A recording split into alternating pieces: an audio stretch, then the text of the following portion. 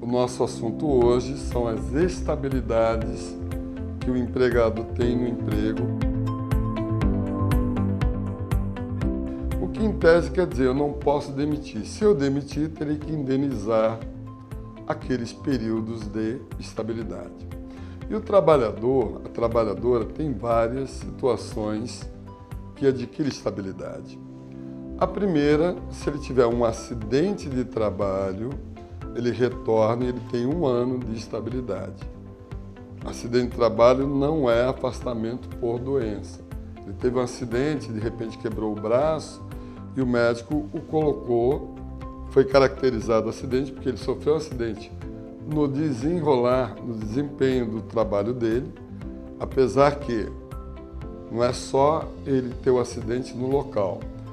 A partir do momento que ele sai da casa dele até ele retornar à casa dele, naquele trajeto do dia a dia, se acontecer um acidente, exemplo, o ônibus bateu e ele quebrou a perna, é acidente de trabalho.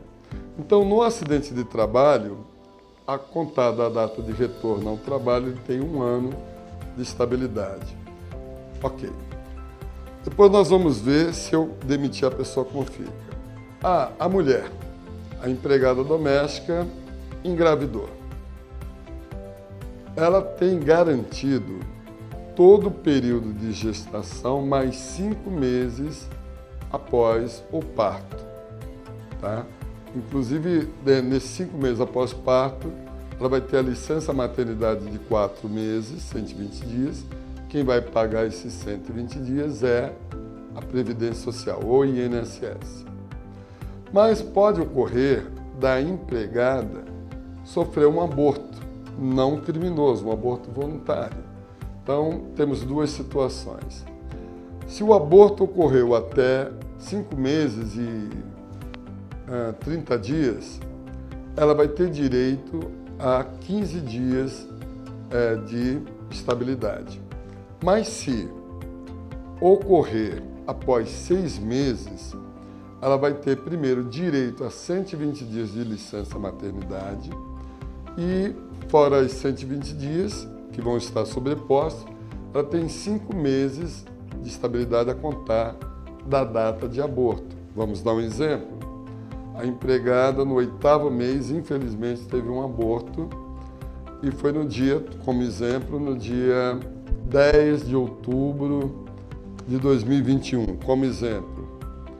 Então, ela vai ficar 120 dias afastada por licença maternidade. Durante esses 120 dias, quem paga o salário é o INSS. E quando ela retornar, ela ainda tem mais 1 mês, que completaria os 5 meses pós-aborto, o que equivale aos 5 meses pós-parto. Bom, então, se eu quiser demitir o trabalhador durante o período de estabilidade, e for uma demissão sem justa causa, eu terei que indenizar o tempo que falta para completar a estabilidade.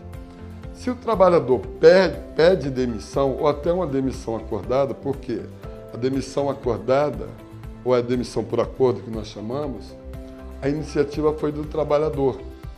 Então, se ele pede demissão, ele perde o direito àquela estabilidade que ainda falta, e ele não vai receber aquele período que seria indenizatório. Se ele for demitido por justa causa, ele também perde essa estabilidade. Um outro ponto importante, no estado de São Paulo, nós temos convenções coletivas no emprego doméstico, que é uma convenção que assinou o Sindicato dos Patrões e dos Empregados. E nessa convenção, ela dá alguns benefícios a mais. Por exemplo, se o trabalhador, ao retornar de qualquer afastamento, seja um acidente de trabalho, seja, por exemplo, a questão do parto, ele ainda adquire mais 30 dias de estabilidade. Caso eu queira demiti-lo, o empregado tem a opção de escolher trabalhar ou receber indenizado aqueles 30 dias. Mas é importante, isso só ocorre para estados que têm convenção coletiva e de acordo com a convenção. E, neste momento, só existe no estado de São Paulo para boa parte dos municípios. Então é importante, se você é um empregador que está no estado de São Paulo, verificar se no seu município há uma convenção coletiva. Então é isso. Então, qualquer dúvida, entre no nosso site www.domesticalegal.com.br, toque o sininho para a gente comunicar a vocês de novas orientações e se inscreva no nosso canal e divulgue. Muito obrigado.